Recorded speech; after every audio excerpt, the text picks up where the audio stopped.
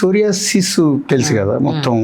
చుండ్రుకి సోరియాసిస్కి ఏంటంటే తేడా? ఇప్పుడు చాలా మంది చూస్తూ ఉంటాం చుండ్రు ఇట్లా మనం వాళ్ళతో మాట్లాడుతున్నప్పుడే తెలిసిపోతూ ఉంటుంది అలా షర్ట్ మీద పడింది కానీ ఇంకోటి కానీ చుండ్రు బాగా ఎక్కువ ఉందని.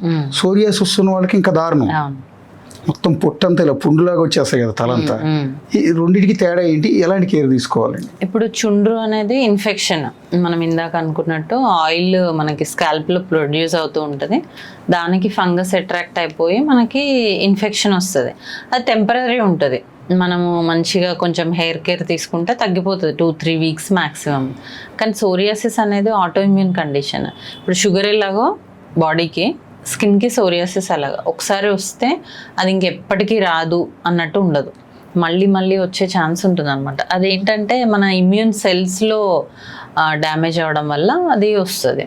సో సోరియాసిస్ని మనం ఎట్లా ఐడెంటిఫై చేయాలి అంటే, జస్ట్ టచ్ చేస్తే రాలిపోతుంది, చుండ్రలా కాదు. మనం స్క్రాచ్ చేస్తేనో లేదంటే బాగా 2-3 రోజులు క్లీన్ చేసుకోకపోతేనో కనిపిస్తుంది. సోరియాసిస్ అట్లా కాదు, మీరు ఇప్పుడు హెయిర్ వాష్ చేస్తే 5 మినిట్స్కి మళ్ళీ కనిపిస్తూ ఉంటుంది, అండ్ టచ్ చేస్తూనే మీరు అన్నట్టు అవి పడుతూ ఉంటాయి.